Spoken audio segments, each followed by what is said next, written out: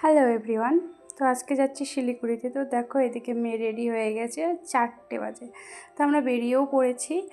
তো আজকে যাব শিলিগুড়িতে। তো উঠেছি সেই রাত 3টার সময়, উঠে রেডি হয়ে এই বেরিয়েছি বাড়ি থেকে।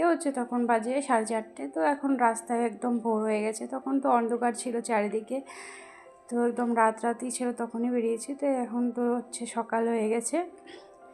তো তোমরা সাথেই থাকো, দেখো পুরো ব্লগটা। তো একদম শিলিগুড়ি থেকে এসে পড়েছি।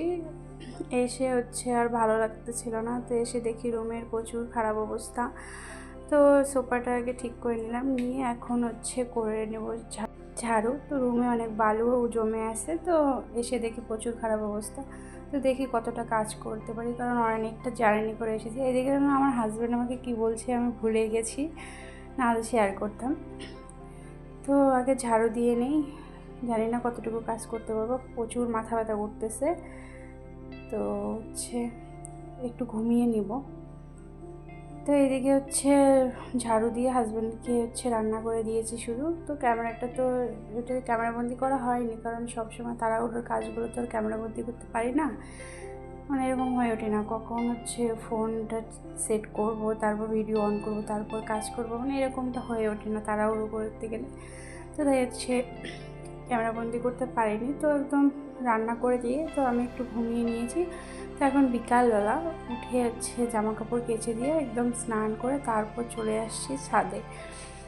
তো দেখি আজকে ব্লগটা কত দূর যেতে পারে। তো এখন জামা কাপড় মেলে দিয়ে যাবো নিচে। তো চলে আসছি একদম সন্ধেবেলা, ভিডিওটা আর কন্টিনিউ করতে পারিনি, আমি ইফতারও করে নিয়েছি। তো এদিকে রান্নাও আমার শেষ। করেছি বিনস আর আলু ভাজি, আর করেছি ডাল। এইদিকে আমি করেছি সালাদ, আর পাঁপড়টা ভেজে নিয়েছি। আর এইদিকে মাছটা করেছি আলু আর সজনে ডাঁটা দিয়ে। তো এটা এখন আমরা খাওয়া দাওয়া করবো।